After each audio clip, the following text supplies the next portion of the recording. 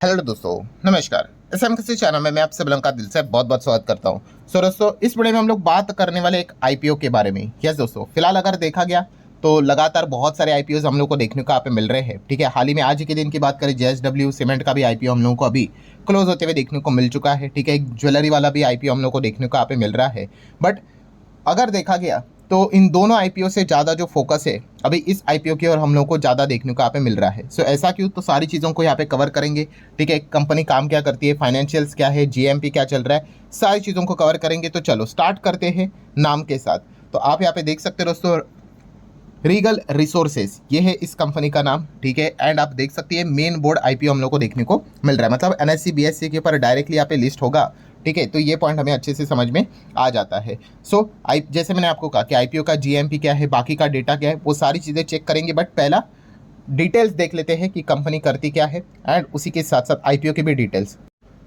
तो सबसे पहले आ जाते हैं कि अबाउट सेक्शन, मतलब कंपनी के बारे में जान लेते हैं। 2012, अभी क्या चल रहा है 25, मोटा मोटी आप कह सकते हैं भाई 12 13 14 साल पहले की ये कंपनी हम लोग को देखने को मिल रही है। सो रीगल रिसोर्सेज लिमिटेड क्या मैन्युफैक्चर करते हैं, मेज speciality products in India.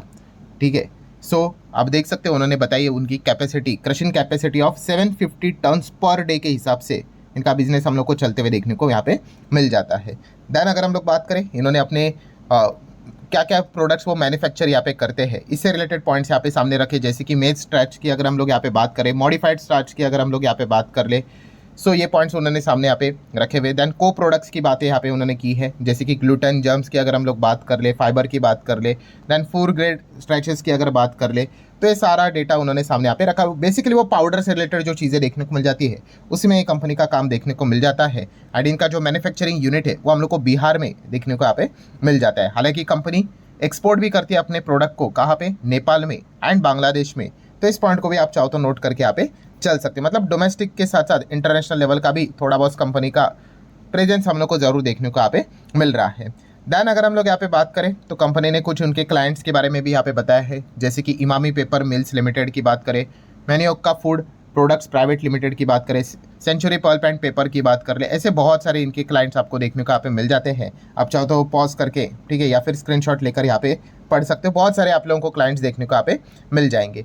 Then अगर हम लोग बात करें कितने लोग काम करते हैं, तो फिलहाल 491 लोग इस कंपनी में काम करते हुए देखने को मिल रहे हैं, एज पर द डेटा जो 31 मई 2025 तक का अवेलेबल है उस हिसाब से।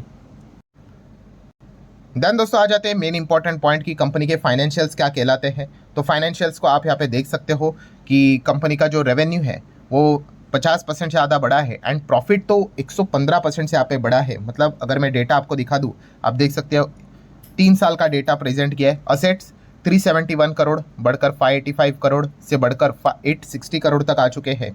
देन टोटल इनकम कंपनी का 488 करोड़ था, अब 600 हो गया, 600 से 917 करोड़ तक चला गया।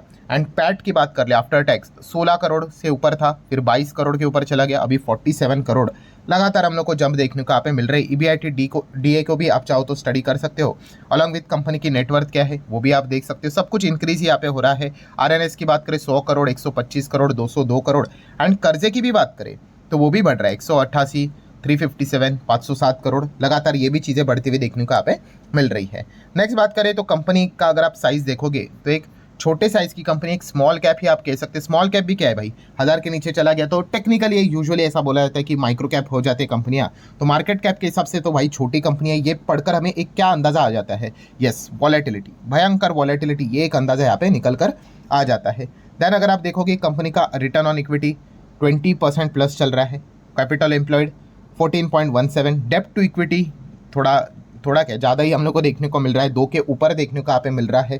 ठीक है, तो ये एक चिंता का विषय है। मतलब अगर इस कंपनी को कोई स्टडी करेगा तो बार बार उसका कर्जे के ऊपर ध्यान रहना चाहिए। भाई कर्जा क्या लगातार बढ़ तो नहीं रहा है, ठीक है, एंड अगर बढ़ रहा है तो थोड़ा कंपनी का प्रॉफिट भी वैसा बड़ा थोड़ा बहुत होना चाहिए। अगर प्रॉफिट नहीं बढ़ रहा है, कर्जा बढ़ रहा है, आगे जाके सिचुएशन कभी भी खराब फिर हो सकती है। देन पैट मार्जिन की बात करें 5.25% के आसपास है। ईबीआईटी डीए मार्जिन की बात करें 12.25% के आसपास देखने को मिल रहा है। प्राइस टू बुक को भी आप यहाँ पे देख सकते हो 6.18 के आसपास देखने को मिल रहा है। देन जो डेटा अवेलेबल है उस हिसाब से आईपीओ आने से पहले कंपनी का ईपीएस पीई की बातें यहाँ पे की है, एंड जैसे आईपीओ आ जाएगा तो आपको यहाँ पे अर्निंग्स नीचे जाते हुए देखने को मिलेगा और पी ऊपर बढ़ते हुए देखने को यहाँ पे मिलने वाले। जो भी डेटा RHP के हिसाब से देखने को मिला था वो प्रेजेंट यहाँ पे किया है। देन बात करें दोस्तों तो कंपनी पैसे का करेगी क्या, तो आप यहाँ पे देख सकते हैं कंपनी ने बताया है लगभग एस्टिमेटेड अमाउंट है 160 करोड़ के आसपास जो कर्जा है, शायद से उसी को ही कुछ पे करने के लिए यहाँ पे पैसे का इस्तेमाल वो यहाँ पे करने वाले। अभी आ जाते हैं IPO का डेटा के ऊपर, फटाफट देख लेते हैं। जैसे कि 12 तारीख को ओपन होगा, 14 को बंद यहाँ पे हो जाएगा। फेस वैल्यू 5 का है तो भविष्य में कभी स्प्लिट आ सकता है। प्राइस बैंड की बात करें, लोअर लेवल पे 96, हाईएस्ट लेवल पे 102, मतलब 100 के आसपास का ये IPO देखने को मिल रहा है। 144 शेयर्स यहाँ पे मिलेंगे एक लॉट के हिसाब से।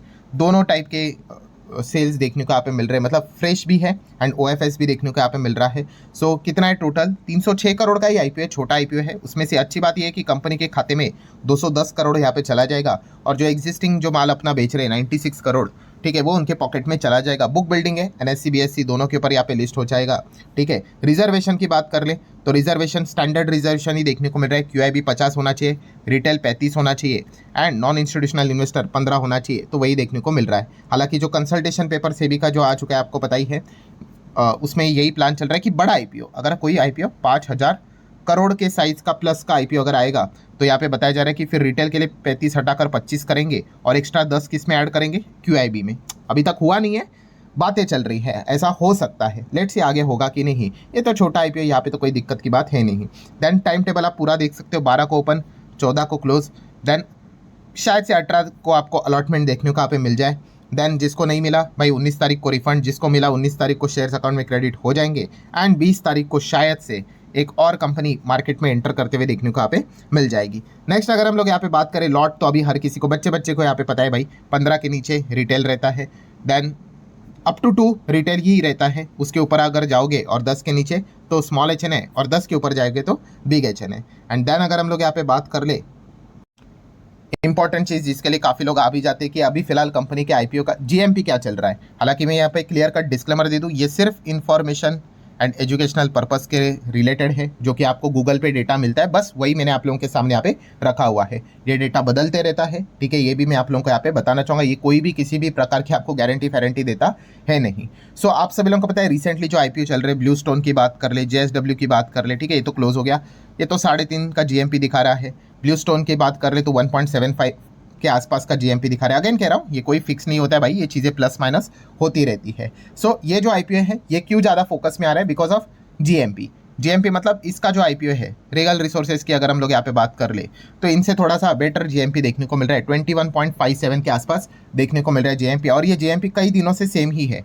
8 तारीख की बात करें, 9, 10, 11 की बात कर ले, 22 ही हम लोग को देखने को यहाँ पे मिल रहा है, ठीक है। इसके पहले 18 था, 7 तारीख को, वो वहाँ पे अभी 22 देखने को मिला, इसलिए आप देख सकते हैं 21.57% के आसपास का GMP फिलहाल तो ये दर्शा रहा है। अगर इस हिसाब से लिस्टिंग हो गई तो एक अच्छा रिटर्न यहाँ पे बन सकते, बट अगेन कह रहा हूँ भाई ये कोई फिक्स बात यहाँ पे होती नहीं, मल्टीपल जो चीज़ें चलती है बाजार में उस हिसाब से GMP भी प्लस माइनस यहाँ पे होता रहता है। सो ठीक है दोस्तों, आशा करते हैं वीडियो हेल्पफुल लगा होगा, चाहो तो लाइक एंड शेयर कर सकते हैं। मिलते हैं नेक्स्ट वीडियो में, तब तक के लिए बाय बाय।